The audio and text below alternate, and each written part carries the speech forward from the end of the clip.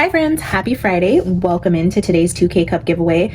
We are going to be picking a winner and sending this off to its new home today.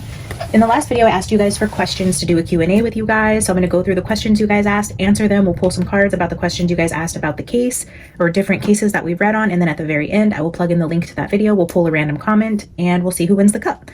Again, thank you guys so much for being here. I can't tell you enough how much I appreciate the energy that you just bring to this channel and just the new friendships and community I found here. There are no words. I just want to get back to you guys, show you how much I love you and appreciate you guys being here, engaging with the content, communicating with me, helping me increase my skills, and just having fellowship. I mean, there really isn't anything quite like it.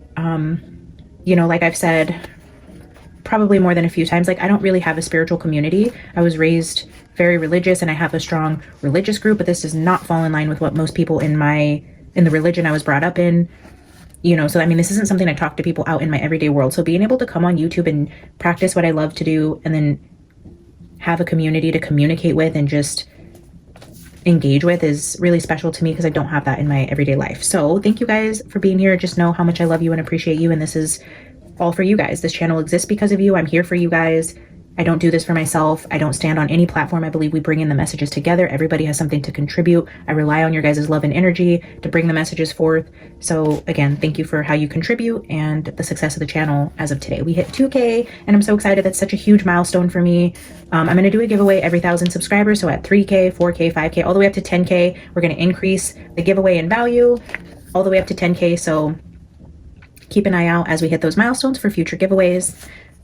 All right, let's just dive into the questions. I wrote them down in order of personal questions first, and then I'll pull the case questions at the end. No particular order, and I didn't write down the names of who asked what. So I'm just going to say the question. I'll answer the question for you guys, and we might go into some story, show and tell type situations here because, oh man, reading some of these questions, I just have so many stories. Okay, how and when did you know you were intuitive?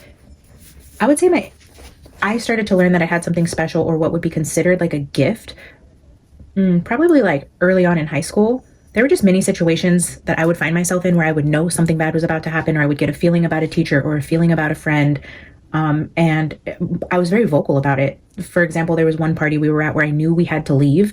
It was a party with familiar faces. I wasn't in like a foreign environment where I should have felt uncomfortable, but all of a sudden I got this really bad feeling. I was telling all my friends, like, we have to go, like, trust me, something isn't right.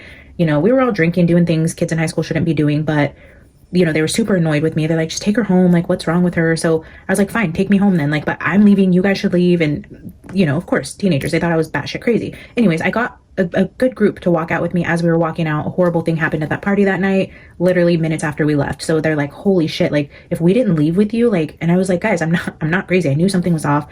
You know, I've had feelings about teachers where actually one teacher, I'm not going to exaggerate, I had a feeling about a teacher in high school and I was telling other girls, like, there's something off with this one, like, just be careful around him. Well, yes, he ended up getting fired for inappropriate conduct with a student, a very young student. She was a freshman, so she couldn't have been more than, what, 14?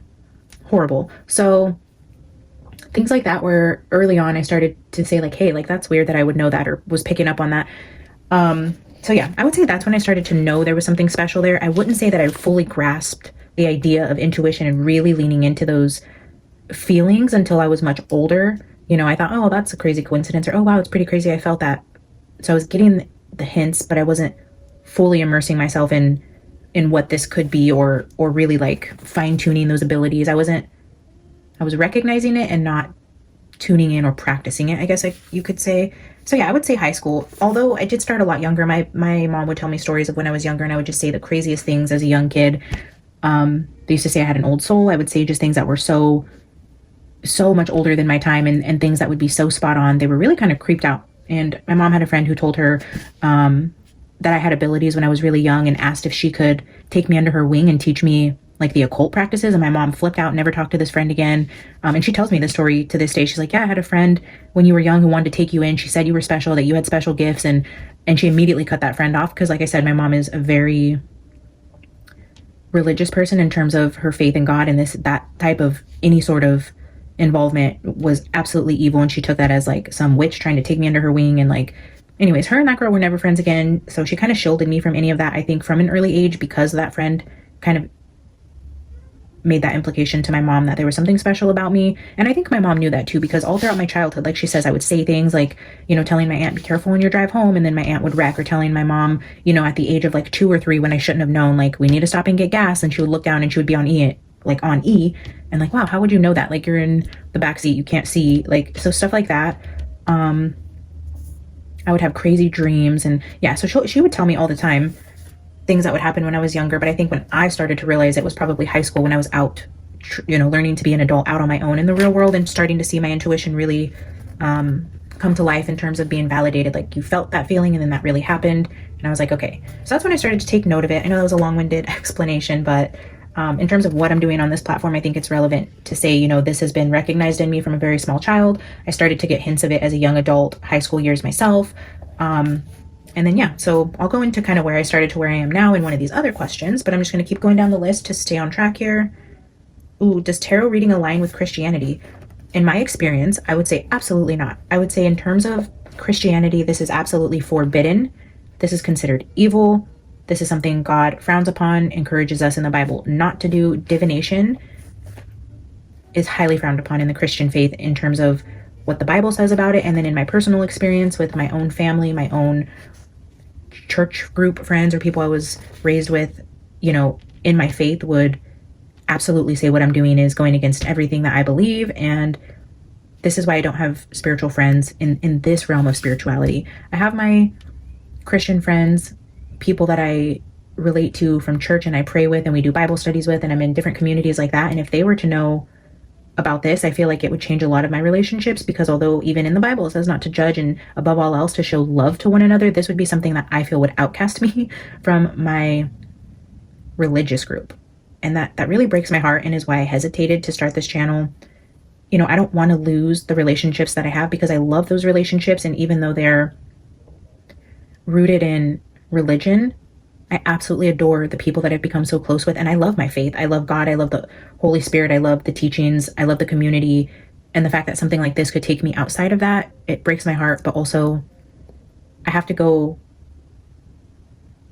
with my own gut and my own feelings on things and follow my own path. So I do this with you guys. And yeah, it sucks to kind of be a closet reader, closet intuitive. I don't know. There's so much I could say about that, but in terms of does this align with Christianity? Absolutely not.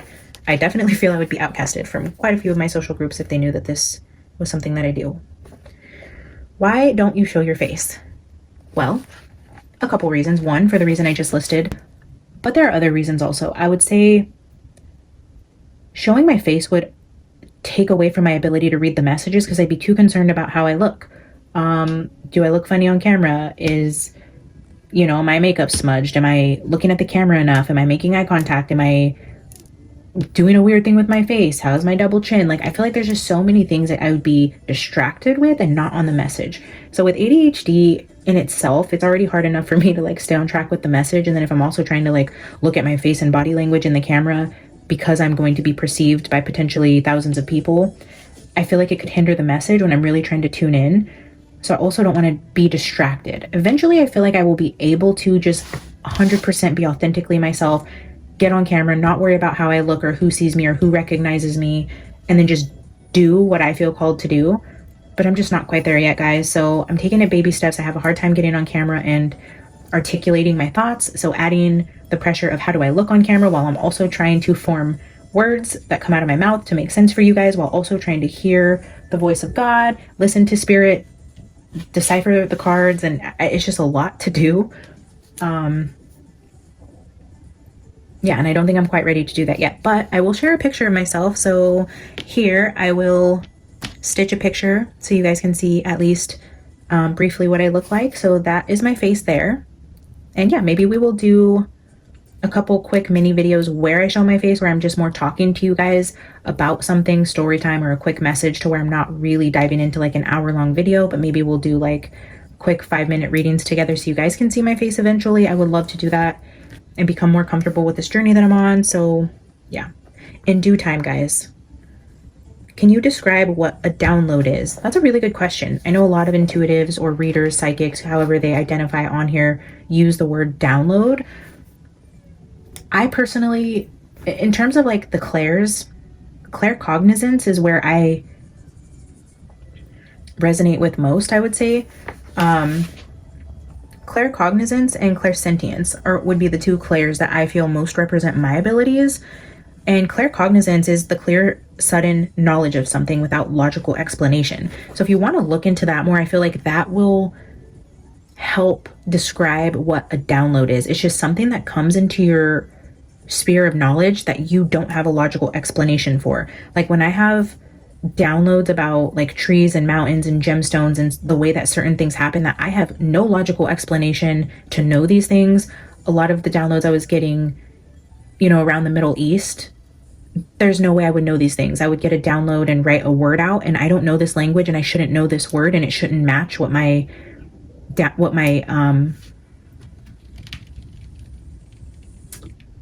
the message, I guess, like if I'm channeled writing, for example, if I write something and it's in another language and it's a different word and it comes in to actually like resonate with the message in whole, and it's not some random word like sock or toothpaste, and it means like what I'm actually picking up on psychically, then I know that that's a download. It's something that just comes into my awareness that I don't have a logical explanation for knowing. It's not something I was taught. It's not something I had researched.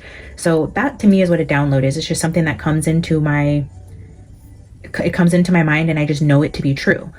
So like if I'm talking to you guys and it's a card reading and I'm saying, okay, I'm getting a download and I'm seeing like this happening or whatever, it's just something that I just pick up in my mind. And then of course you have to use your own intuition, feel into that, because there are other forces that can give you thoughts of things that can be like intrusive thoughts, or can also get downloads from the enemy. So aside from just being claircognizant, where you can get a sudden knowing of something, you really, really, really also need to tune into your own intuition, your gut feelings, and your own discernment. Discernment comes from the Holy Spirit. It is a gift to say, is this claircognizant, this download accurate, or is this the enemy? We live in a spiritual world, guys. Spiritual warfare is real. We have light, we have dark, we have good, we have evil, we have guardian angels and spirit guides and holy spirits, but we also have demons and devils and low vibrational energies, and they come hand in hand. So when you get a download, it's important not always to take it as fact, but to take it into your heart, into your guides, into your meditation, your prayers, your research, and discern. Discern the messages always. Pray to the Holy Spirit, ask for the gift of discernment, and then take that download and apply it to what you know to be true based on your belief system. So that's what I'll say about that. How many decks do you have, and how do you choose what decks to use and how many to use? Another really good question. I have so many decks. I think the last time I counted, I was at like 72. And I think I've gotten about 5 since then. I don't know. I'm going to guess between like 70 and 80 decks. Maybe 75 to 85 decks. How I choose, that's interesting. Sometimes I just wake up with the knowing, like this is the deck I want to use. Or if there's a particular situation I want to read about or a question I'm asking spirit, I'll feel called to some decks, and then I'll take some decks out and I'll shuffle them. And if the cards that are showing me aren't really resonating with what I'm asking about, I'll put the deck away and feel into, okay, if that wasn't the right energy in this type of deck, then maybe I'm going to pull this type of deck instead. I'll shuffle with it. This became something where I started to feel like maybe I'm being biased in the decks that I'm choosing. Like if I'm asking a particular question about work and I know I really want to hear, that, oh, you're going to be promoted and you're going to be recognized and rewarded and all these things. I feel like sometimes subconsciously you choose the decks where those types of energies are going to be present. Or even in cases, if I know certain energies are within a deck and I know that those are potentially an energy that could come out, I just didn't want to be persuaded in one way or another in certain situations, which is why I created a self-created deck of cards that has all of my decks in it. So you guys have seen those featured here on the channel, of just my deck of decks. And if I'm really feeling like, okay, I don't want to be biased at all, I don't know which decks to choose, I have so many, I'm overwhelmed, I'll just ask Spirit, Holy Spirit, show me which tools do I have at my disposal that you can bring messages forth to show me what I need to see in this energy. And I will pull out random decks that I would never pair together, decks I don't like, decks I love, so that it gives Spirit the opportunity to say, hey, you have this deck in your collection for a reason. It's not a coincidence that it's here. You don't know which decks to use for a reason. This is the one we want you to use. And then usually I'll get an incredibly clear picture of the energy with random decks that I choose from my self-created deck. So if you are a reader like me and you have many decks at your disposal and you don't want to be biased in choosing an energy, or you just don't know which decks to choose, I highly recommend just creating a little self-created deck and pulling cards from there to see which deck Spirit would put together that you normally wouldn't, because there could be a very interesting message there. In terms of how many to use, I really don't ever know. I like to get opening messages, tarot messages, clarifiers, and a closing oracle. So typically I'm using 3 to 4 decks in almost all of my videos, if not more, because I like to get a well-rounded picture, and I don't fully believe ever that you can get a full in-depth reading off of one style of cards. I do believe it's possible. I personally just feel like you get a much better picture when you're using energies from different creators, whether it's tea leaves, oracle messages, Kipper cards, Lenormand, playing cards, tarot decks. However it goes, I feel like you need a kind of well-rounded, balanced assortment of messages to get a full picture. So I will typically use anywhere from 3 to 6 different decks in most of my readings, and different ones, like I said. Clarifiers, openers, oracles, tarot. Are you ever given the message of danger or something is off limits and not to go any farther? Absolutely. And that goes back to the gift of discernment. There are actually plenty of videos that I've recorded that have never made it on the channel. There's a lot of readings that I do and prophetic downloads that I get that I have not shared with you guys. And oh, here we have a little Alice visit. You want to say hi? Yeah, so there will be a lot of times that I will read on something and not choose to share it, or in the middle of a reading I'll get the feeling like, okay, maybe I'm not supposed to know this, or I'll even pray like, Holy Spirit, give me the ability to discern, you know, what I should be sharing and what I shouldn't, when to stop reading on the energies, when to dig in deeper. And so yeah, if I'm going throughout the reading and I feel like I haven't gotten that gut instinct to stop or not to post it, that's what gets posted. If I finish the reading and I'm sitting here after and editing it and something just tells me like, don't post this, or this isn't the right time for this video, or even mid-reading, I've stopped readings before when I'm doing it myself. So yeah, there's plenty of times where Spirit will tell me like, hey, this is off limits. Hey, don't post this video. Let's not talk about this on your channel yet. Or, you know, save this video for later. And there's been times where I'll record and then I'll be told to like post in reverse order. Like I still have prophetic messages about a storm, and I've recorded 3 videos that haven't even been posted, and then I was telling you guys I'm going to go back and post them backwards, and Spirit's still not having me post those. I did a reading on Sebastian Rogers' birthday. He told me not to post that yet, so I have that video. I did a pick a card recently on New Year's Eve, and that still hasn't been posted yet, and I don't know why, but I was getting weird feelings in that reading as well, like physically I was feeling things in that reading. I was getting really out of breath. I was having actual physical ailments in that, and I was told not to post that. So there was something going on with the energy in that reading. So yeah, those are examples of times where Spirit just, you know, has me stop, and things that don't get posted here. So all right, do you channel write to enhance your intuition or vice versa? How did you incorporate tarot into your channeled writing and your own intuition? So how did I incorporate tarot, channeled writing, and my own intuition, I guess is what this person's asking. That's an interesting question, because actually channeled writing came a lot later, and actually it's probably the most recent thing I started doing. I started getting like increased gifts. Alexa, play piano music. There's a station you might like. Classical piano on Amazon. Sorry, guys. Okay, so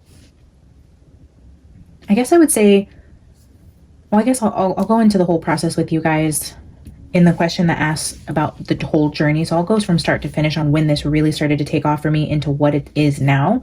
But I would say in terms of channeled writing, I was getting intuitive hits and using tarot, watching tarot, getting messages from guides, picking up on synchronicities, and just writing in my journal long before I actually started channeled writing, which is what I feel I started doing, or just the process started to shift for me. For example, like this is what I would consider like channeled writing.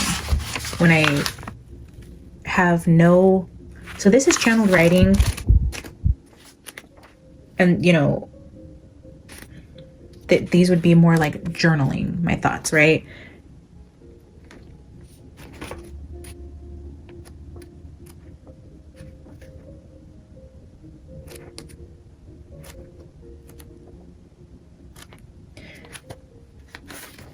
Or just, yeah, I was trying to give you guys an example. I don't even know what page it landed on. So there's just a difference in channeled writing versus journaling. So journaling would just be my own thoughts, or journaling messages as I would receive from the cards, or things going on in my world that would relate to the cards. And then, I would take synchronicities and journal write. That I've been doing for many years. Writing is my strong suit. I loved English. I want to write a book. Something I have on my bucket list is to publish a book. So writing is something I resonate with. However, channeled writing came in around the time that the war broke out in the Middle East, October 7th, 2023. It was that day before, October 6th, like I was telling you guys, the night before that all happened, was really the first time that I sat down to channeled write in the way that I've morphed into doing it when I'm trying to do it psychically. Anyways, so October 6th, my son was sick. It was a Friday night. I put him to bed. I was sitting there, I had my candle lit, and I was told, to just start writing. And so my process, I was thinking like Tyler Henry. I love that guy. I love Hollywood Medium. I think that's such a cool show. I think he's such a great human. He just has good energy. I fully believe in his abilities. I don't think he's a hoax or a scammer at all. And so I don't know if I was like watching Teresa Caputo and Tyler Henry that week or something, but something was just telling me to scribble write like Tyler Henry does to see if anything would come through for me. So that's what I was doing, sitting in my living room. It was Friday night. I was sitting alone. My son was sick. I was doodle writing, scribbling, just kind of in this trance of trying to channel write. And that's when this whole download ended up coming through of exactly what was happening in the Middle East in real time. Because when I was sitting at my house at 9, 10, 11 p.m. doing this channeled writing, I think it was like 10 p.m. If you do the time difference in Israel, that morning that it happened, it was like 6 a.m. when the parachute gliders started coming down at that music festival, which you can see when I find it. I was actually drawing things in the sky falling on a neighborhood. With targets and guns and writing things like hello from the underside, hello from the other side, where it's literally the other side, talking about all kinds of things that ended up happening. So, but anyways, I didn't know this was happening in real time. So as I'm channeling this here in the States, where in Israeli time would have been dang near the same time that I'm doing this, that it's happening.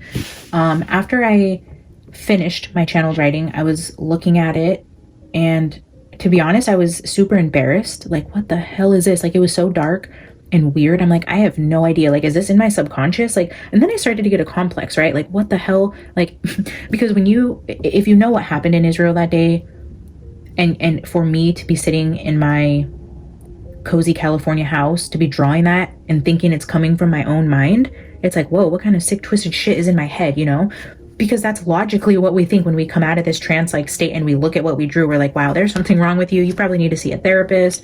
So then I started thinking, okay, is this something that's already happened? For some reason, I wasn't feeling like this was a prophetic message. I thought I was just getting downloads, or I really didn't know what to expect, right? So I went to Google. I'm Googling all these different things and words and phrases, and I was even writing down dates and it's just different things on that paper that I want to share with you guys someday. But so I was Googling, where did this happen? What is this? Trying to find dates in history, and I couldn't find anything. So I was going to throw that paper away. I'm like, wow, this is like, if somebody found this, they would really like want to commit me. They would think I'm absolutely psychotic, sociopathic, whatever. So I went to go throw it away, and Spirit told me, stop, like, do not throw that away. I'm like, oh, okay, well, fine, like, whatever. Didn't throw the paper away. I folded it up, put it away. And then that weekend when everything unfolded and, it became world news, I started seeing it on the news. We had a meeting that Monday at work about it. We were talking about it, and I'm like, oh my God, I pulled that paper out and I was looking at it with the new information that I had of everything that just transpired over our weekend. And I'm like, there is no way that I was actually channeling what just happened there. Anyways, so that's where I really grasped onto the channeled writing, because I'm like, there's something here. Something happened to me when I was in this state channeled writing. And so it was like instant validation for me, because if that hadn't have happened, I don't think I would have taken channeled writing. It would have been like, oh, I'm just going to try to do what Tyler Henry does. And then I'd have been like, yeah, that was cool. And it probably never would have happened again. But because I channel wrote something so bizarre, so far out of my normal logical mindset, and something that was validated immediately to me on everything that was so spot on and accurate, it told me, okay, there's something here. And then I started doing it more often. So I would say the intuition and the cards and the praying and the meditating and the synchronicities and the messages from spirit came way before channeled writing did. But during that time, around, I would say the summer of 2023 to that October, my gifts just took off in terms of my ability to perceive messages. I was feeling things in terms of like clairsentience, a huge, massive increase. And I think that was just because of the state of the world in October. I started feeling other people's emotions so much more. I could feel other people's ailments. I would walk by people and get sharp pains in my head, and that would like stop as soon as I was out of this person's presence. I would get like chest pains around a certain person at work who I found out much later on he was on all these medications for heart problems. So things like that really started to weigh on me in terms of an increase in my ability to pick up on other people's senses and just really be in tune with the energy around me. So I had a huge uptick in my abilities probably in like 2023, I would say.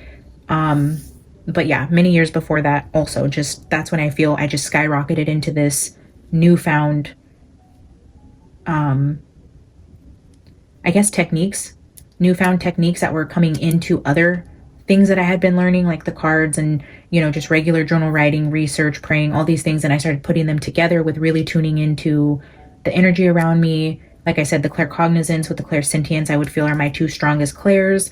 And then really, really bringing that practice into the next level with my channeled writing and being more comfortable deciphering the cards. With all of those combined, I feel like really took my abilities to the next level. So yeah, I guess the channeled writing, I think, is an added bonus to my intuition and my communication with spirit. So yeah, that would be my newest tool in my toolbox, I would say. And then I guess the next question there is, when did you start reading tarot and doing channeled writing? Okay, so like I just said, the channeled writing came the fall of 2023 when I started reading tarot. And I know you guys are probably getting bored looking at nothing, so I'm going to take a break there and go over my very first decks I ever purchased with you guys, because we're going to when did I start reading tarot. I started reading tarot in 2020 or 2019.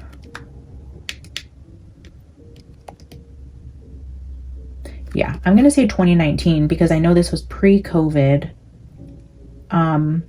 My grandma passed in 2019, and that is when I feel like I got my first significant ascension. Obviously, the one in the fall of 2023 was a lot more accelerated. I went a lot higher in my ascension there, a lot faster than I thought. But my first major ascension happened in 2019 when I lost my grandma.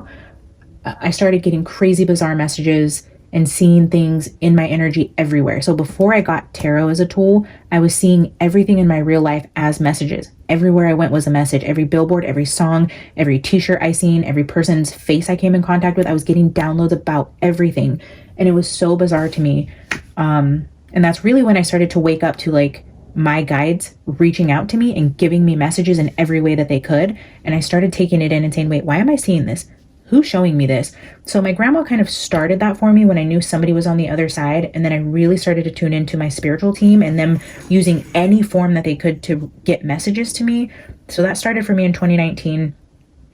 I was reading a horoscope online. So how my journey started with tarot is I was reading a horoscope online, and from there, it took me to like a YouTube link. And I never knew, this is how naive I am, I didn't know people were reading horoscopes like with tarot for their zodiac sign. So I didn't know, like, I would Google like Leo horoscope August 2019, whatever. So that's what I would Google. So then it took me to a YouTube channel where somebody was reading tarot cards for like Leo August 2019. What are your messages? So that was the first time I'm like, oh wow, this is like a horoscope, but like with cards and a video. And I just thought that was the coolest thing ever.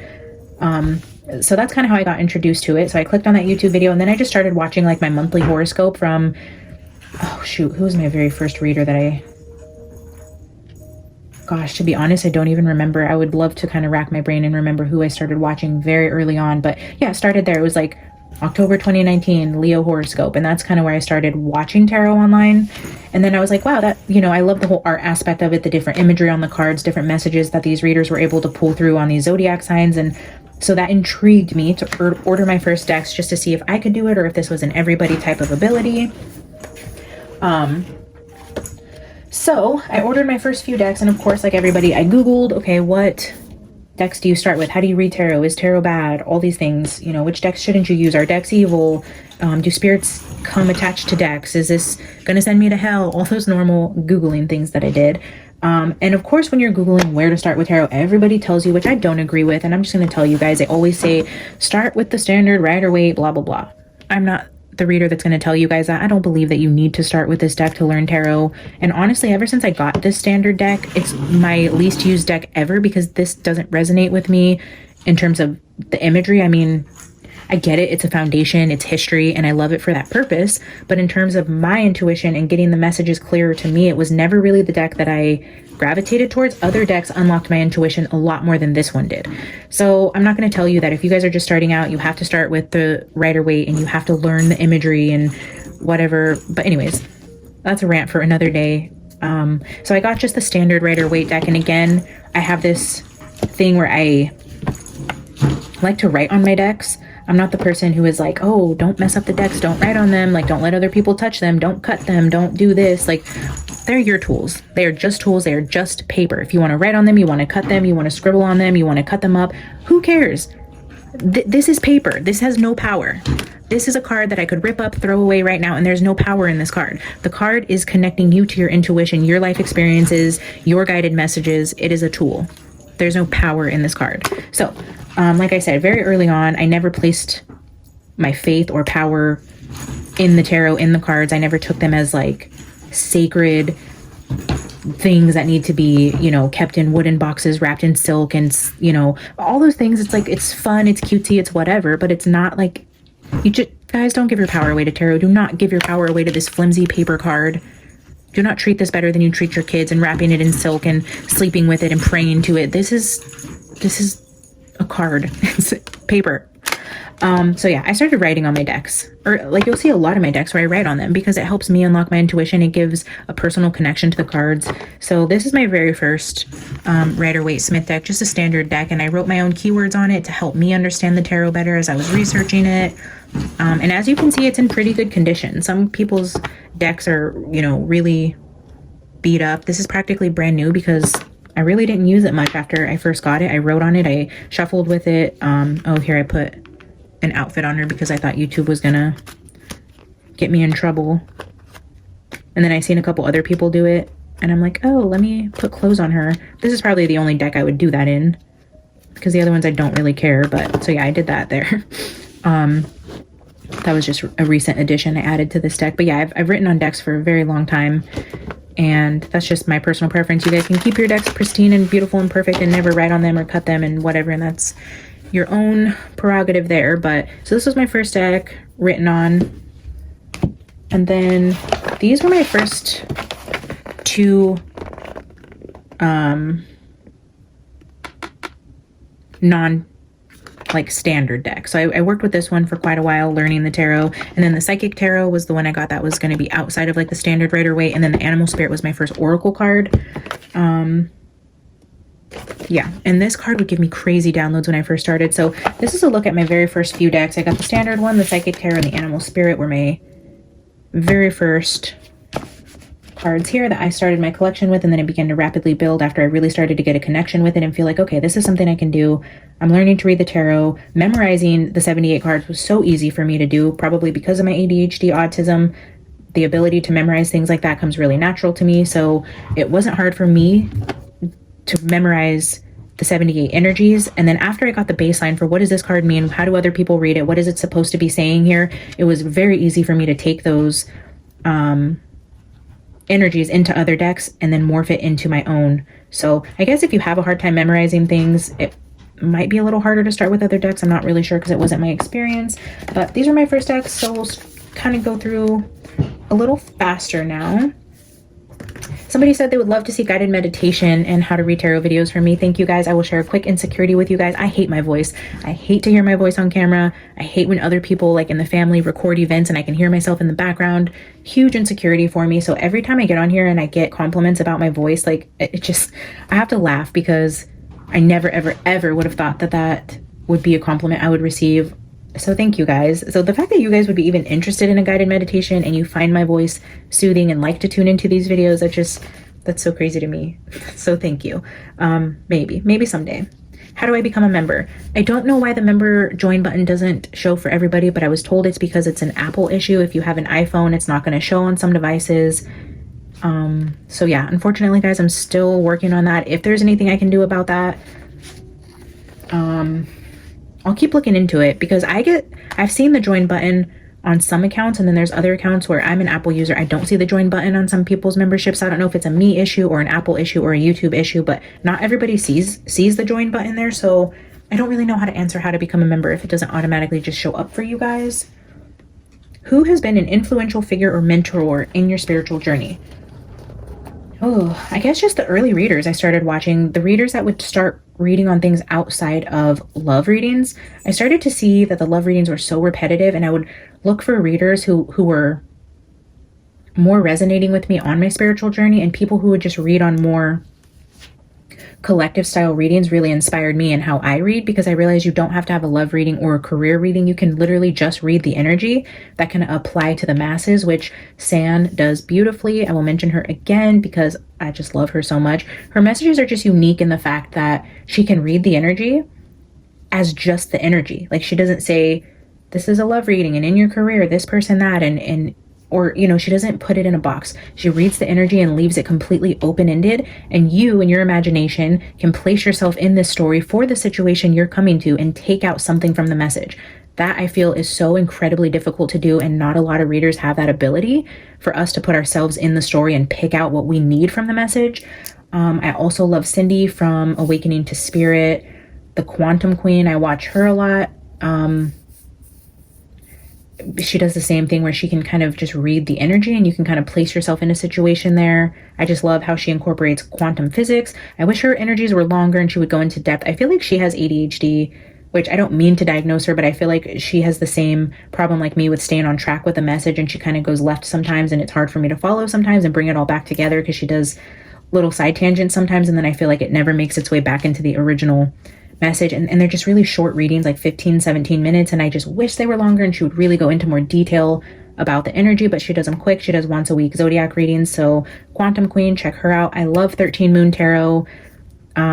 Her energy is just so beautiful. I love her aesthetic. I love the background. I love the soothing music. Her voice is very soothing. She does a lot of similar things like I do, where she'll actually incorporate the meditation and writing messages with her card reading, and she really tunes into how she feels. And her name is Andy, and she says the same things, like, I take everything as part of the message, which is exactly what I do. And I love that about her and resonate with her as a reader, where she'll say if something happens in her environment, she takes that as part of the message. If, you know, something happens during the reading, she takes that as part of the message. If she has a thought, or, you know, I don't know. I resonate with her. I love her vibe. I love how she's a little like darker, spookier, a little gothic theme, emo theme. I don't really know how to classify that, but I love her energy and her aura. I don't know. So check out 13 Moon Tarot, Awakening to Spirit, Sand Tarot, the Quantum Queen.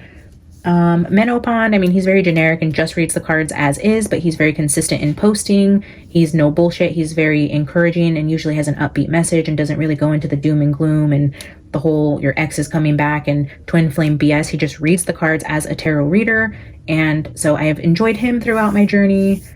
I hope I'm not forgetting any of my other favorites. Let's see. Yeah, if I think of any else, I'll be sure to keep sharing my favorites with you guys as I do these videos, because I think it's important to give a shout out to readers who are doing a great job on the platform, and because there are so many who just aren't. I mean, man, there's so many readers I just don't resonate with anymore. So when I find ones I do, I'm happy to share with you guys. Okay, how do you connect with bees? What a cool question. I was hoping somebody would ask this. Also, I'm sorry to the person who posted this about her father passing away, and I guess he used to call her bee, and then she asked me, like, how do I connect with bees? That was the energy around the question. So again, I'm sorry for the passing of your father. The bees for me is what I do for work. So I work with honeybees, and I am in the business of honey production, commercial beekeeping. We do research on honeybees. We collaborate with universities and different things like that. So without getting into too much detail, what I do in my everyday life is working with honeybees in terms of beekeeping, honey production, research,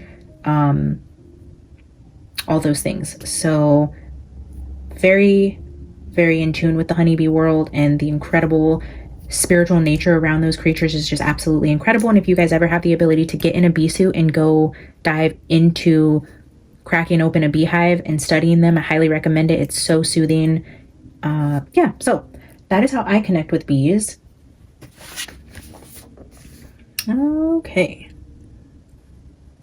Gosh, guys, I'm barely not even halfway through these questions. So let me just go through a few of these. I'm just going to pick a handful of these to answer, and then I will get into the Spirit Kids questions and pick a few of those. It looks like I'm not going to have time to do all of these because I don't want to make this a crazy long video, because I want to get to pulling a winner with you guys.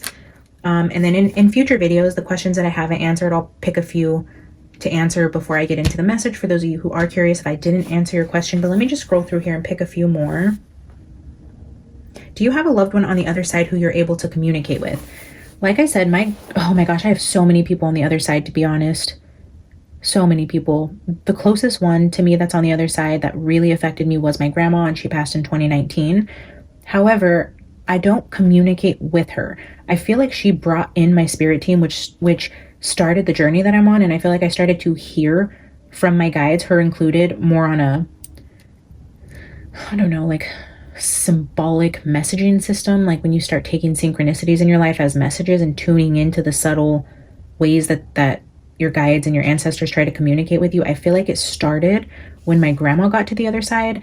However, I don't get direct messages from her where I feel like, okay, I feel like my grandma is telling me this. I feel like she's there in spirit and she's protecting me and she's here in the messages with me, but I feel like she's a collective part of my spiritual team in a way. Like I feel like I have an army of guides that comes through with my grandma to bring me messages that I need to see about certain energies. But I don't say I have the ability to directly connect with her in terms of like a back and forth conversation, or I ask her a specific question and I get an answer. But I feel her energy around me, and I feel she brought in my spiritual team in a much stronger way that I was able to connect with, if that makes sense. I hope that makes sense. Are the demons on Earth getting stronger?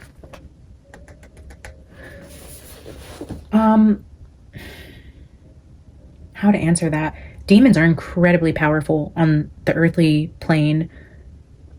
I feel like they're not getting stronger, but we are beginning to recognize their strength more because we are waking up to the fact that evil exists, and we're being confronted with it more than we have before, in terms of it's actually happening and we're not just crazy and need a lobotomy or to be thrown in a mental institution and locked away. You know, I feel like we've come a long way from where we were in terms of recognizing the evil, and it might feel like it has more power or is getting stronger, but I feel like we are just recognizing it on a much larger scale. But I don't feel like they're gaining power by any means, if that makes sense. Is it hard to turn off your gifts at night, like to sleep? I would say it's hard for me to turn off my thoughts. I don't know about turning off my gifts because I don't try to turn off my gifts. I mean, even before I sleep, I ask Spirit to give me dreams about things that I need to see. If there's messages from my guides that I'm not picking up on in my everyday life, to give me dreams and messages in my sleep. So I don't try to turn my gifts off at night, but I will say it's hard to turn my brain off at night. I do struggle with insomnia. I find it hard to sleep. I'm usually up all hours of the night. Yeah, so for me to just turn off my logical mind at night is it's harder for me to do that than me trying to actually turn off my gifts. My gifts don't bother me at night so much. I like this one. Have you ever had any paranormal experiences? Yes, I have. Casey, thank you for asking. My paranormal experiences are freaking crazy, and it's happened ever since I was younger. The paranormal follows my mom, and I think that's kind of how I was introduced to some of my paranormal experiences as a kid. My mom has very strong, like, psychic energy too. And she has spirits that follow her that I've picked up on from an early age. And she's very religious, so she takes that as like demonic spirits or angels, and she believes in all of that energetically, and on, you know, the whole spiritual warfare, and how, you know, we do struggle with spirits in this physical world. So she does at least have that understanding. And I feel like that's how I was introduced to what we would call paranormal. But yeah, from an early age, I mean, I've had experiences from like my dog would be like wrestling with something underneath my bed. We had metal bunk beds, and it was like a futon bed, and it was that metal frame black futon. It was very popular when I was younger. And I was laying on the futon, and the dog under the bed started getting hit like up against the metal. He was a little tiny chihuahua, and he would be like being thrust on top of the bars underneath my bed, and he would be like crying and whimpering, and like I would be laying in bed completely frozen in fear. Like I could not move, like not even to check on my dog, like just completely frozen. Like, and I could hear him like growling, crying, like hitting the bars, and then he would run out of my room, and I couldn't even move to check on him or help him. Like I was not looking under that bed. So that happened from an early age. I would hear, you know, like scratching on walls when I was younger. TVs would turn on, lights would turn off, music would be blaring out of my boombox out of nowhere, like when nobody was home after school when I was in elementary school. Even into my adult life, I still get crazy paranormal experiences that I attribute now to energies around me. Things will happen, things will be moved, things I can't find, things will fall off the wall.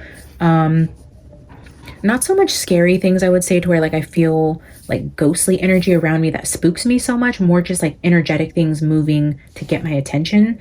However, just recently, I was driving, and I could have sworn I seen a guy in my left mirror that I thought I was going to hit as I was pulling out of my son's school. It scared me so much. I slammed on my brakes, and I got that like where your heart starts racing and you get that like jolt of, what do they call it? Adrenaline. Like I thought I was about to hit a guy that I didn't see pulling out of this parking lot. And I seen him. I seen a full figure. I seen the hoodie. I seen the beanie. I seen the hair color. I seen a full shape of a man.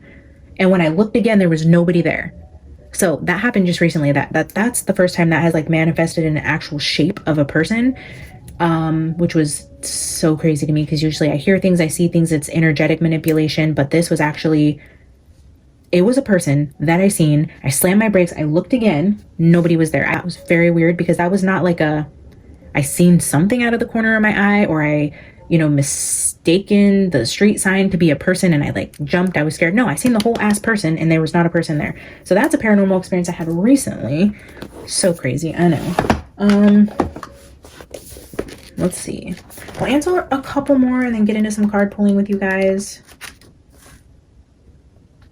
Do I read reversals? No, and that's just because of my OCD. The cards upside down distract me from the messages. I can intuitively read them upside down. If a card is showing itself to me and I'm pulling the reversed meaning or the negative aspects of the card, that will come to me as an intuitive hit or a download. So like if I seen the sun card and in my head I'm seeing it reversed, you know, I'll tell you guys, I see the sun card here, but I feel like this is like a blocked illumination or something that hasn't come to light yet. So I can read it that way intuitively, but I don't take the cards reversed unless the cards have text on them. Like I have a couple cards over there where the text is, it's double-sided so you can read it one way or the other. Those I will shuffle upside down just to get which top or bottom of the message is wanting to be shown to me. But typically, no, I don't like to read reversals. Favorite candle fragrance? I love all lemon scents. I love lemon pound cake, lemon lavender. Lemon lavender Yankee candle was probably one of my early on favorites. I love apple scents. I love earthy scents, pine. Probably anything but like pumpkin. Anything that's like fall pies and like sweet stuff like that, I don't typically like, unless it's like a tart type of fragrance or an earthy type of fragrance. I love sage, rosemary, sage. I actually create candles, by the way, guys. I want to show you guys a candle. Dang it, I have to get up to get it. Well, I made a candle and I'm going to start making them again for you guys to purchase on my shop that I want to do. It's a Not Today Satan candle. It's rosemary and sage, and it has sage leaves on the top of it. It comes in a beautiful jar and my own created label on it, and it is just an energy cleansing, clearing candle, but it smells so good and it's so cute. So I'll share that with you guys, but I actually make candles. So maybe I will start doing that again to share with you guys. Maybe that'll be one of my, like, maybe at 5K giveaway, I will do a batch of candles for you guys and give away like multiple winners. Maybe I'll pick like 10 of you to send one of my created candles to for 5K. Do I read playing cards? Yes, I do. Do you feel called to one particular deck? Yes, I love my Dragon's Tarot deck. I feel like I don't use it enough on the channel, but between the Kim Cran's archetypes and the Dragon's Tarot, I feel like those call to me the most as of recently.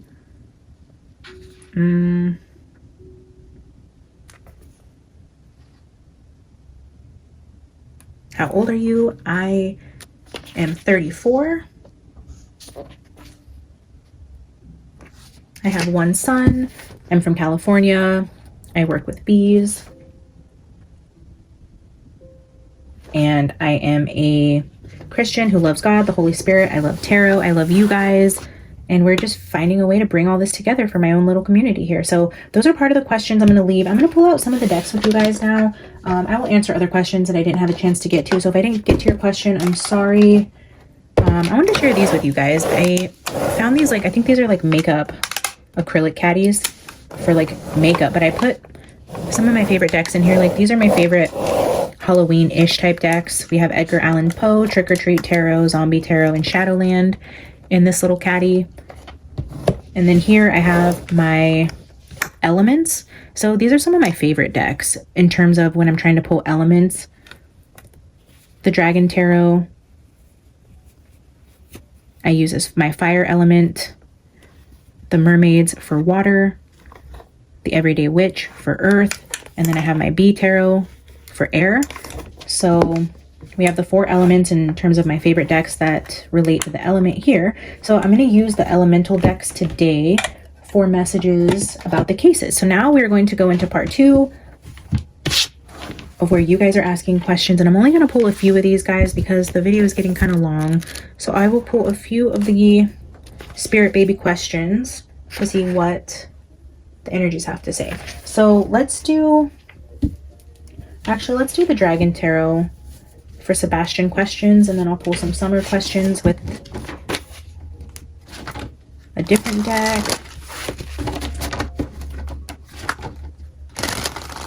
One of the questions on here too asked how I learned to shuffle so well, and I will tell you I don't feel like I shuffle well.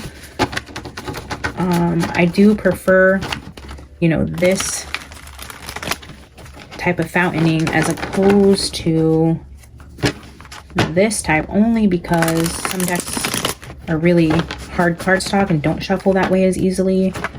In terms of picking the cards, I've found different ways in finding what works best for my shuffling, and there is no right or wrong way to do it, guys. Do what fits your hands best, what works best for you. I know a lot of readers like pull the cards out like this to try to get flippers, and I was doing that for a while, but the sound is so loud on camera, it would start to bother me when listening to other readers who were shuffling that way. So the really loud shuffling started to bother me. So I knew on my channel I didn't want to, you know, hurt your guys' ears. And then as I started shuffling, I found just doing it this way was quieter as opposed, you know, to the noise. So yeah, so I just started doing this just because it was nicer on my ears. But there's no way to do it. You can split the deck and just pull off the top. You can shuffle. You can, you know, however you want to do it. There's no right way. If shuffling for you is hard and deck, you know, the cards fly everywhere, try a different way. Try shuffling, splitting, and just pulling off the top, and, you know, feel into what feels right for you. So let's pull the Dragon Tarot. The first question for Sebastian is Sebastian in the Kentucky landfill. I'm going to pull 3 cards to see what we get an energy of yes or no, or if anything might indicate whether that could be true or not. Is Sebastian in the Kentucky landfill?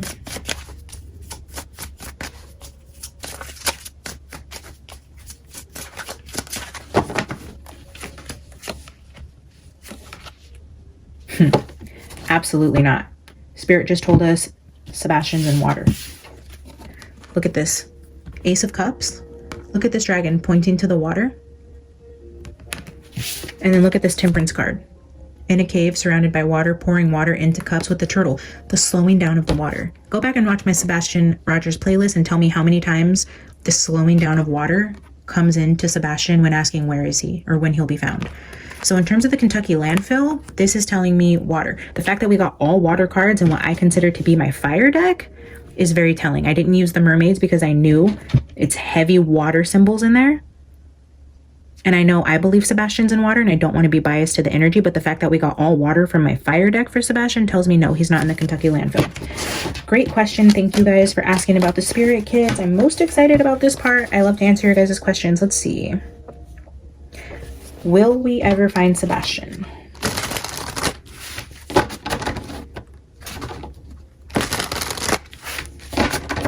Will we ever find Sebastian? Six of Wands. That is a yes. That's a lot. Let me get 2 more. There's 2 more. 8 of Wands and the Hermit. Yes, yes, yes. This is yes. This is success. This is messages coming in. And the Hermit is finding knowledge. This guy's looking at a crystal ball.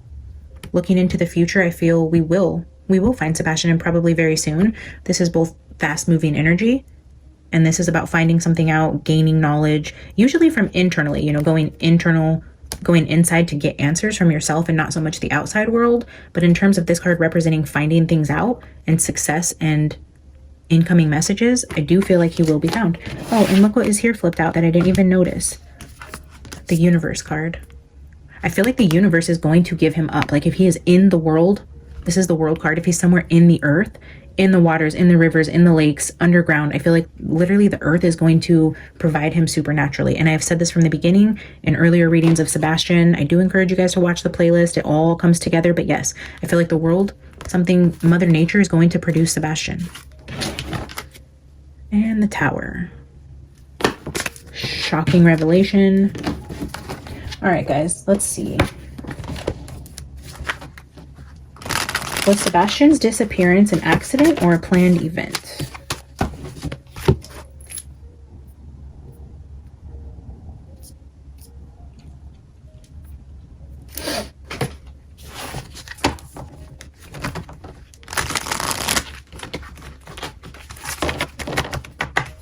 Was Sebastian's disappearance an accident or a planned event?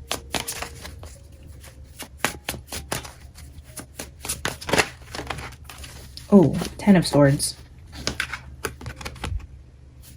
That's a betrayal. That's a sad, painful ending. That is a definite ending. You don't come back from the 10 of Swords. In terms of betrayal, I'm getting... Well, let's just see with the other cards. 6 of Wands again.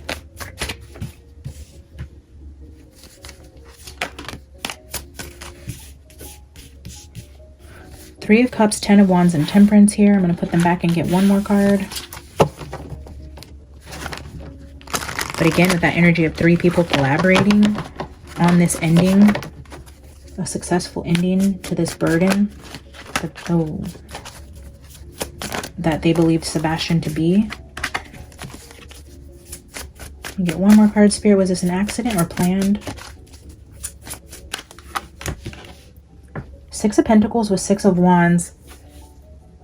This is the energy of having help, receiving help. Again, with that 3 of Cups energy, receiving help, being successful in this ending. And then with that Burdens card I was seeing, I do think that it was a planned event. I don't know. There's 3 bears shown here out in the woods. Again, with 3 bears shown out in the woods near a body of water. We get this energy a lot when we use Shadowland with the camper and the people camping near the stream of water in the woods. Receiving help, a successful ending. So for something to be successful, it had to be planned. An accident wouldn't have been a success. It would have been like a loss. So if you have a successful ending, that would be planned to me, is how I'm taking that.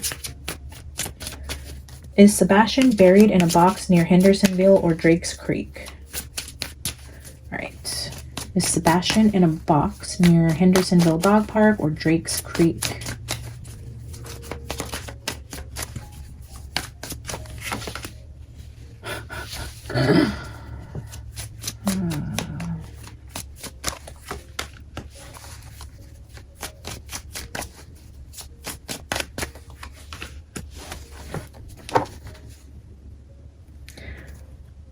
The moon here at the bottom, again showing water. First card that came out, the Lovers, which is showing the forest and a body of water. I'm just, this tree with this dragon's tail around it is being highlighted to me right now. The Hierophant.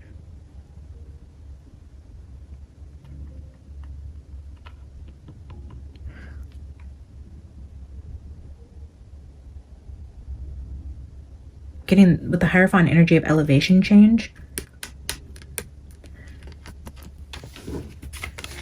But again, showing the Queen of Wands and her lover being responsible.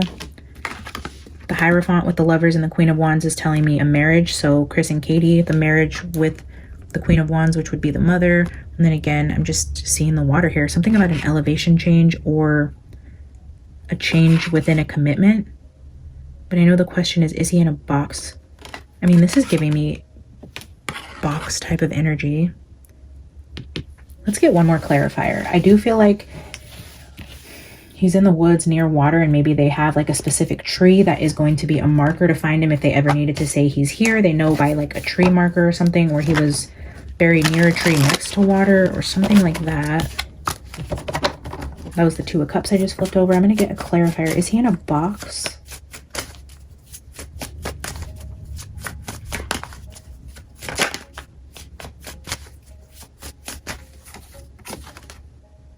Eight of Cups, again showing water and woods. Sebastian is in or near water in the forest, near the woods, heavily wooded area where a stream of water goes through. Justice at the bottom. I definitely get energy that he's in a box. The cards aren't clarifying that for us, although I could take this as boxy type of energy, but anytime we ask about Sebastian, we get very watery energy with woods being shown. Let's see.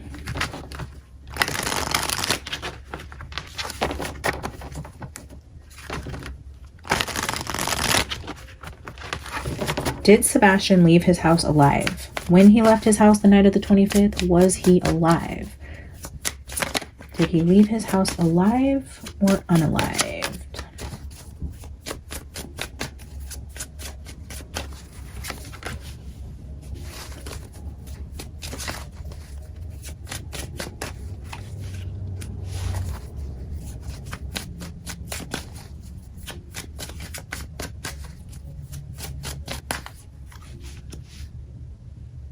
Wow.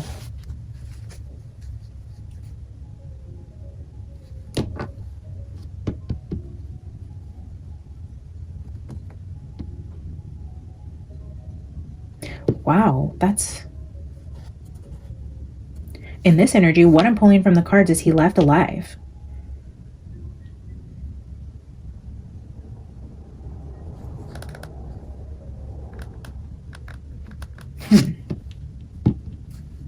We have the Knight of Cups at the bottom, which is somebody carrying somebody away from a situation. But in the book, this talks about being carried away for help. Like this, I'm seeing this as somebody taking him somewhere while he's alive. I'm also seeing that he left with family, a male figure. We have two males shown here. We have the King of Pentacles and the King of Swords.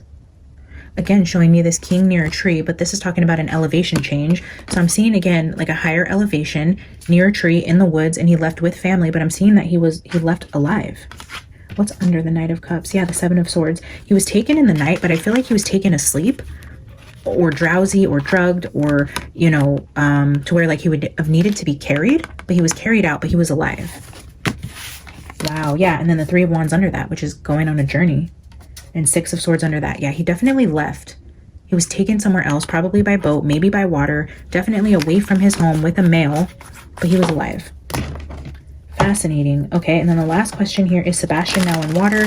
I feel like Spirit has given us that answer over and over again, but I'll answer that really quick, and then we'll get into a couple of these other questions that don't pertain to Sebastian. Is Sebastian now in water? And we have the Three of Cups, another Cups energy showing what looks to be like an ocean there. Something else felt like that flipped over. Wow, that definitely felt like it flipped over. Huh. I guess not. Okay, Spirit, is Sebastian now in water?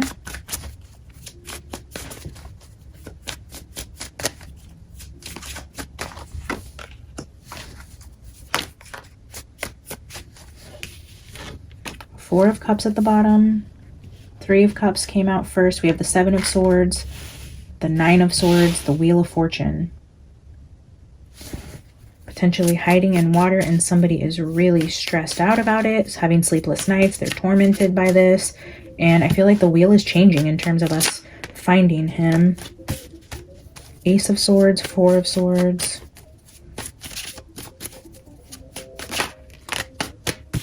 The Nine of Cups and the Shaman. Ace of Cups just flipped out. Okay. Yeah, Three of Cups was the first card that came out, but then we have hiding, anxiety, and a turn of events. All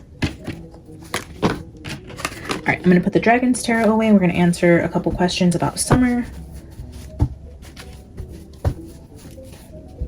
And use the mermaids for Little Miss Summer Wells.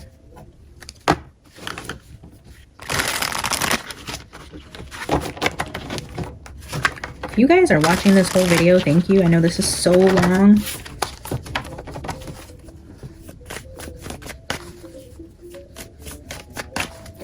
I'm going to ask about, I know it says the death of Ronnie King. I don't know who Ronnie King is, and it says Ernie and his brother's involvement. I'm guessing this has to do with Summer Wells. I'm guessing Ernie is, what is his name? Ernie Shell? Is that the tiger guy?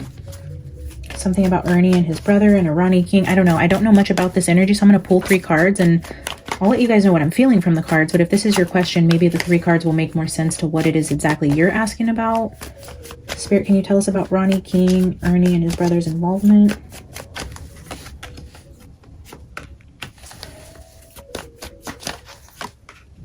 Wow. All major arcana. I mean, that is major energy. 5 of Pentacles at the bottom is a loss. Financial loss. Temperance and the High Priestess is with the Star. I mean, that's big energy.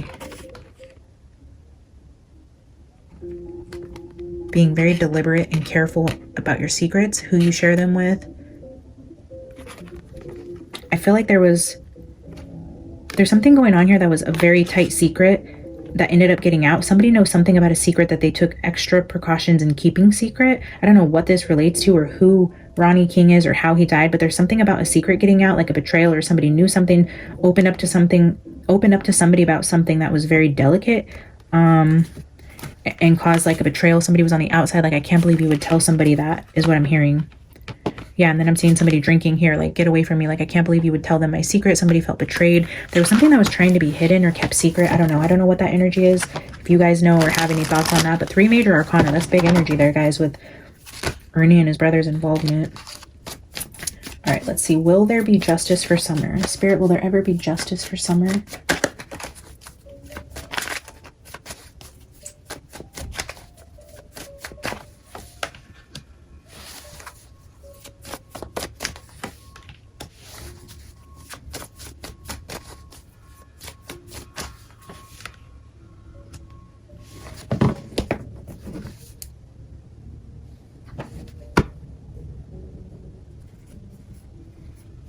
We have the Queen of Swords and the Four of Cups, which is somebody who, this is somebody who's been iced out. They're not,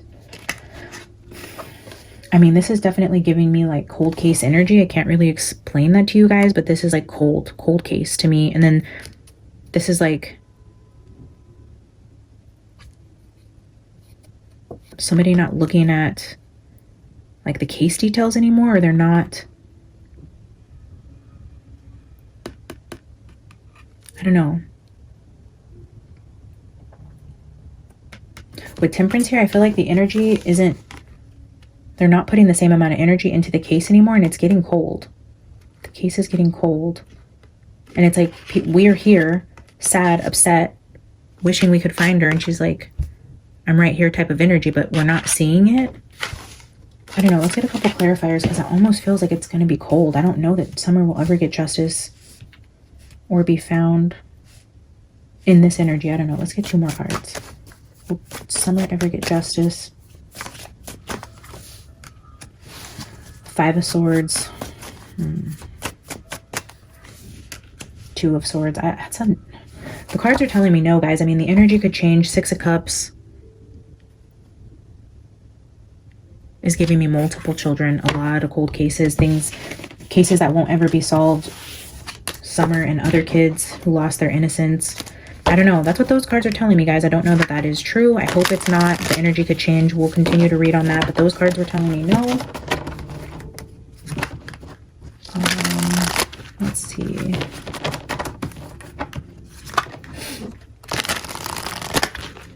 All right. I know this question has summer energy around it, even though it's a bigger question. Is there an evil group responsible for missing children, specifically using deep fake images of their crimes on YouTube?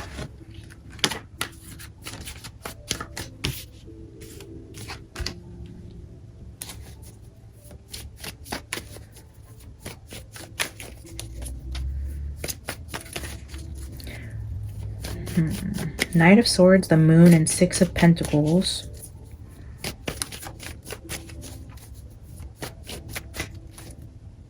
Knight of Cups.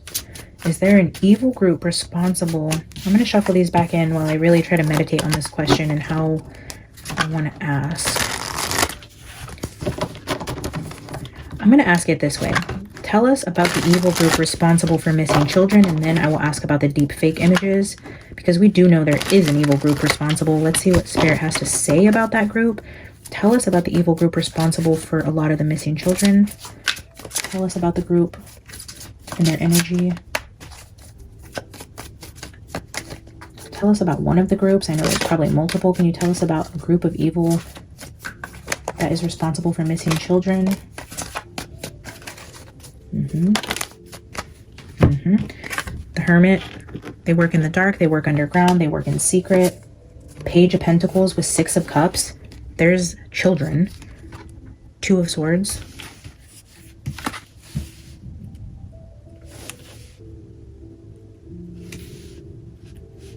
It's hard to fight an evil you can't see, is what I'm hearing.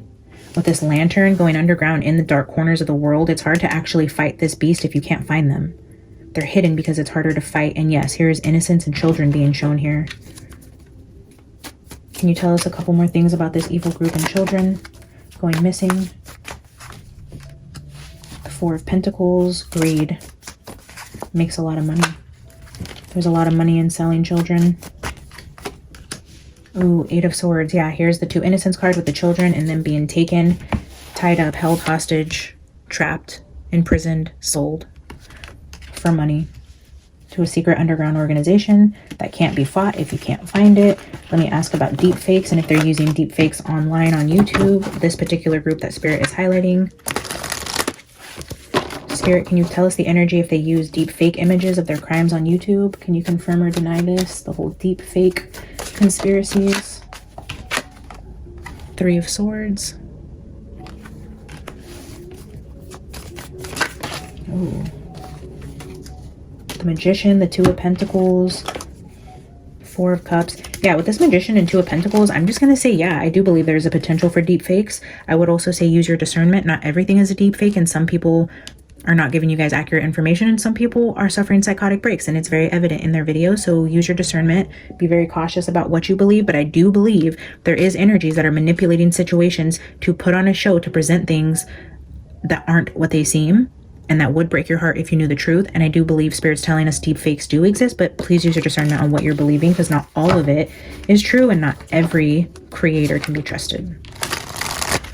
All right, guys, was summer taken? Why was summer taken? I don't know if this was a question for me or the cards, but I don't want to speculate, so I'm just going to answer with the cards. Let's see if Spirit can tell us why summer was taken. Spirit, why was summer taken? The Moon. The Moon, that could signify rituals. Ooh, King of Swords. Page of Swords. The Moon, the King of Swords, sacrificing. Child sacrifice. That's the man taking the child to a moon ritual sacrifice. This is a little blonde girl. This could even be the energy of her father.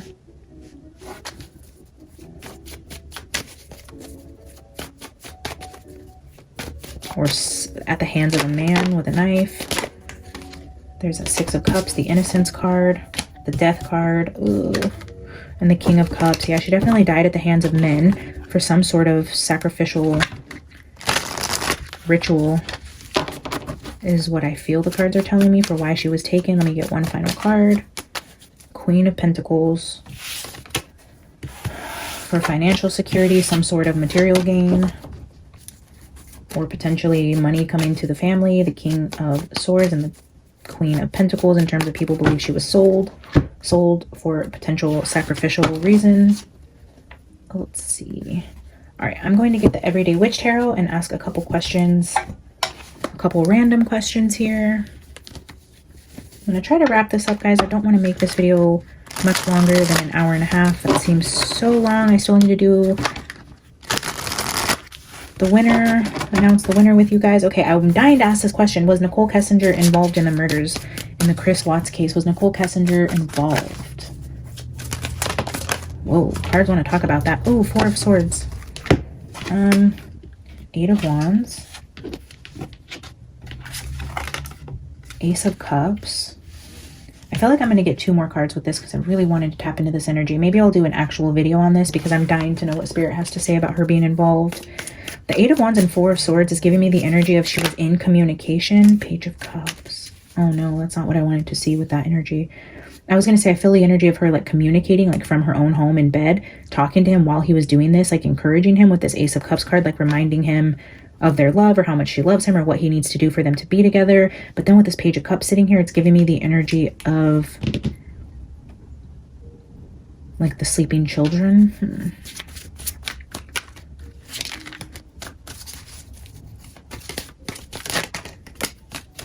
2 pages. There's the two girls sleeping. Messages and the Ace of Cups. There's definitely communication about the girls between the two. The girls specifically. I don't see Shanann here yet, but I see communication about the little girls. Maybe if this is communication, her convincing him to do it while they're sleeping, or she comes over to talk to him while they're sleeping and they put this plan in place. I don't know. Let me get one more card. This signpost back here is giving me ultimatum energy. Oh, final 2 cards. 2 of Wands. Yeah, a decision to make, and the Hanged Man. Being forced to make a decision, being stuck, like you can't see a way out. I see a lot of communication with her, like putting an ultimatum on the table, convincing him to do it, getting into his head in terms of verbally, text, phone calls, things like that. I'm going to... 4 of Pentacles. Yeah, like she's not budging on this ultimatum. This is what has to happen. This is the course that needs... So I'm going to say she had the High Priestess. Yeah, she was pulling strings behind the scenes.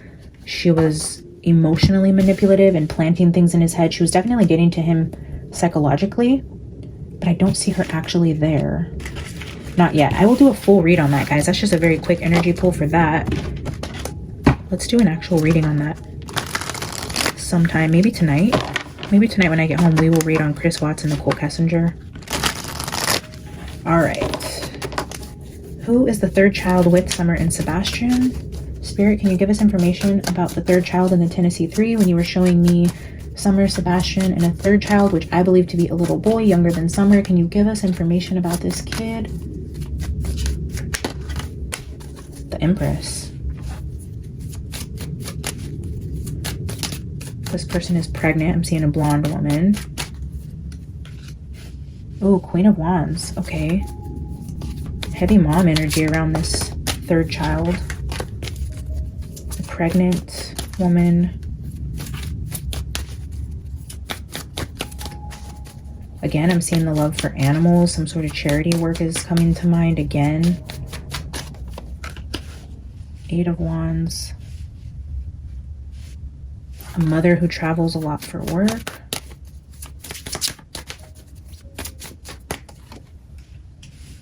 King of Pentacles. Okay, so we're seeing energy around the parents who travel for work. Yeah, Knight of Pentacles with the 10 of Pentacles. Parents who travel a lot for work. Travel will be in this, yeah, the Wheel of Fortune.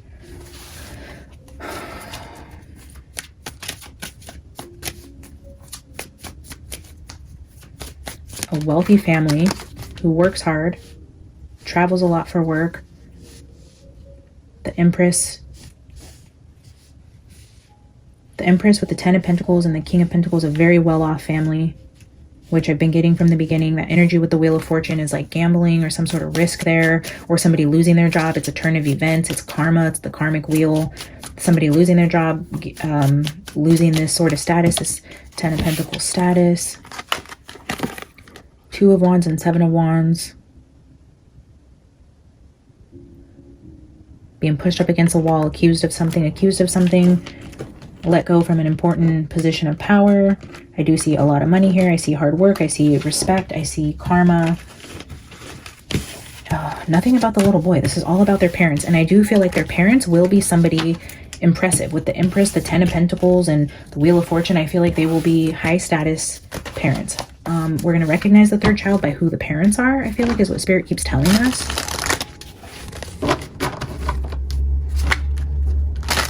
Was Jen involved in the abuse or murder of her daughter? Was Jennifer Soto involved in the abuse or murder of Madeline Soto?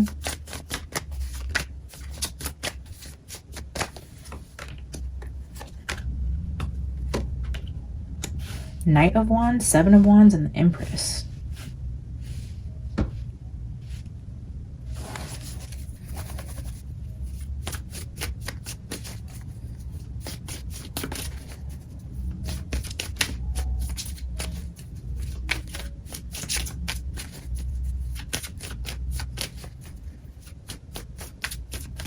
This is giving me the energy of everyone coming after Jen with pitchfork type of energy. So I'm not really getting an answer. I'm just seeing how the world has come after her. Spirit, can you clarify if Jen Soto was involved in the murder of her daughter?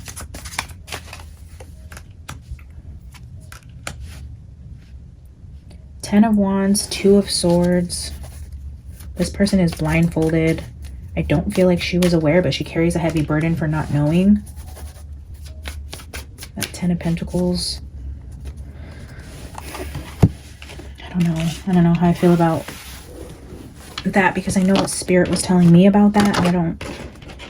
But those are the cards that came out. If you guys want to interpret them your own way, or if something was validated to you and you feel differently and the cards confirm something for you, then take that. I know another card had to do with Maddie. What was Jen Soto physically doing during the time Maddie lost her life? So let's take a look at Jen Soto's energy. Spirit, can you show us what Jen was doing while Madeline was being assaulted and unalived? Justice. Again, another person with a blindfold.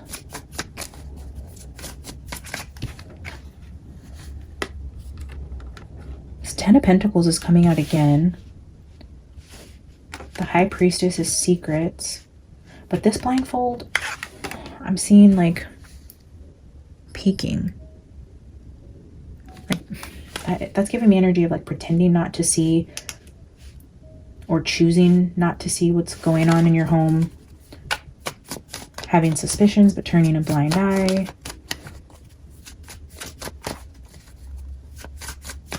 I'm seeing a lot of books here too, though. Like, if we're asking what she was physically doing, was she like alone in her room reading a book? Like, this would be Ten of Cups. So like a lot of home energy with the Ten of Pentacles, the Ten of Cups. This is home family energy, but I'm seeing two women here alone with books and doing like independent type of activities. But also I'm seeing this one eye open. So it's almost like suspicion, but removing yourself. I don't know. The Hanged Man, the Emperor.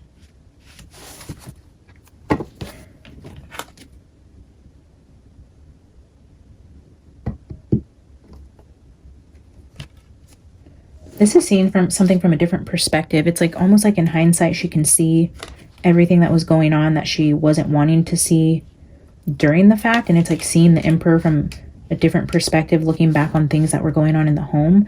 What she was physically doing, I feel like this is somebody who's not in motion. They're not moving. These are people alone in a house, like reading a book, having time by themselves, not in motion, suspended, but then also seeing things clearer. Queen of Cups at the bottom. Yeah, it's hard to do these quick pulls on heavy energy like that, but Casey, I'll let you interpret that however you see fit. Let me grab one more. I guess I'll do two more. I'll ask, how did Kaylee Anthony pass away? And then we'll ask Allie, where is Michelle? I don't know who Michelle is. I guess this was some little girl in their energy, but I don't know how it connects to Allie or what exactly that's about. But let's ask about Kaylee Anthony, and then we'll ask about Michelle, and then I will pull a winner. All right, Spirit, can you tell us, how did Kaylee Anthony pass away? This is another case I really want to read on with you guys. I am, well, I have my own thoughts about it, so it might be hard to read on, but we'll try. Kaylee Anthony. Show us Kaylee Anthony. How did Kaylee pass?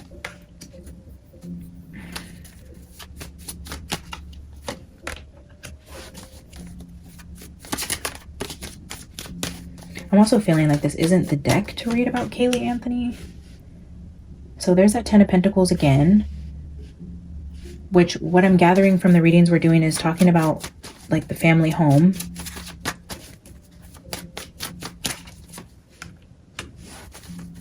Double sixes again.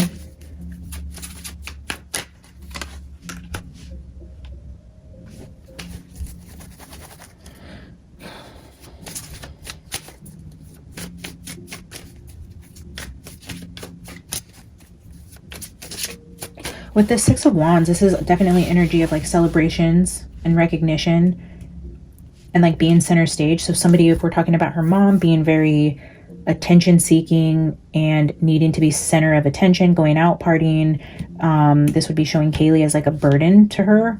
But I'm also seeing this as like potentially she passed inside of her family's home and then was carried out with help. An ending. But the Six of Pentacles is like receiving help. But I don't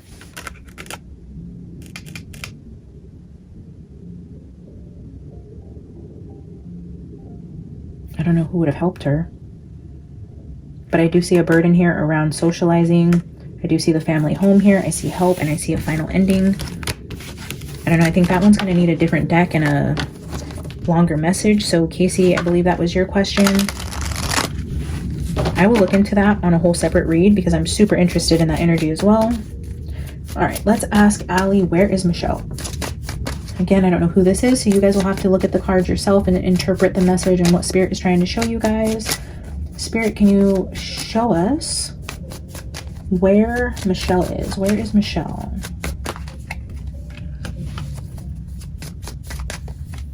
Oh, I don't feel that one.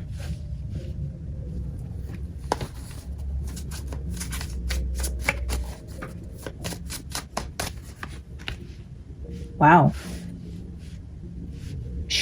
Okay, I'm seeing the energy of like a single mom here. But then I'm also seeing the energy of being either taken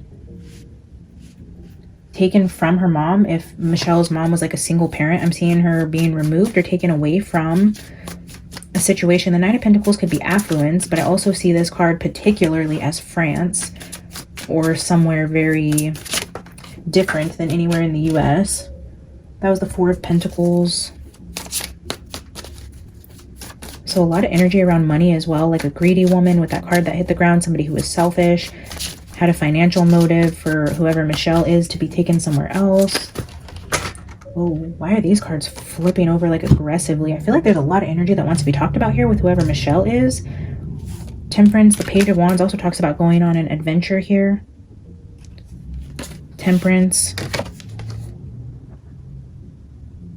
This girl was taken somewhere on some sort of adventure, something about either a single woman being highlighted or a woman who is greedy and after money being highlighted. Again, with the wine and the grapes showing in both cards side by side, a trip, an adventure, and greed. Yeah, so that's what I'm getting for the energy around Michelle. I hope that helped. Another question, do I think BK is guilty? I did, yes, before I knew all the other potential possibilities that could have happened that night. And now I'm so confused on what I feel, which I think is good. I'm glad I don't have a firm opinion, so Spirit can show me more of the energy so I can help better form an opinion on BK and the whole Idaho 4. I would say at the beginning, yes, I did believe. 10 of Swords. Interesting, we start talking about BK and we have that 10 of Swords energy. Very interesting. Somebody running away from a person with a knife in their back. Let's get one more. Did BK do it? What other? Oh, wow. Okay, yeah, these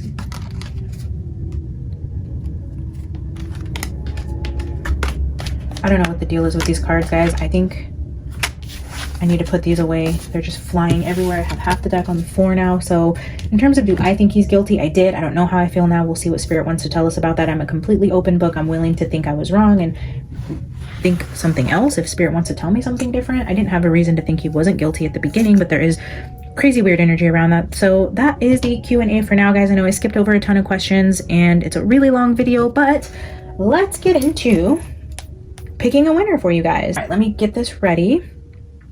So we have the YouTube random comment picker. I linked the video here. I had 87 comments at the time that I started this video. And are you guys ready? All right, let's pick a winner. Yay! Similicious OG. And the comment that was chosen was thank you with yellow hearts. No, thank you. Thank you, my friend, for being here. Thank you to everybody who is here and supports the channel. This is my thank you to you guys. So I will be reaching out to you, Similicious OG, and I would love to get this to you. I believe if I'm remembering correctly, I can tell by your profile picture, I believe you said you're from the UK. So it may take a little longer to get to you, but I'm happy to send this out to you. And I could be wrong about where you're located, but congratulations. I'm so happy you're the winner. I've seen you comment for a few months now, and you've been a huge support of the channel and always encouraging me and telling me how much you love the content here and me as a reader. So don't think that I don't recognize your comment and support on the channel, because I do. And I'm so glad you are the Cups winner. Thank you guys for sticking through this video. Like this video, subscribe to the channel if you haven't already. At 3K, we will do another giveaway. I love you guys. I'll see you in the next one. Bye.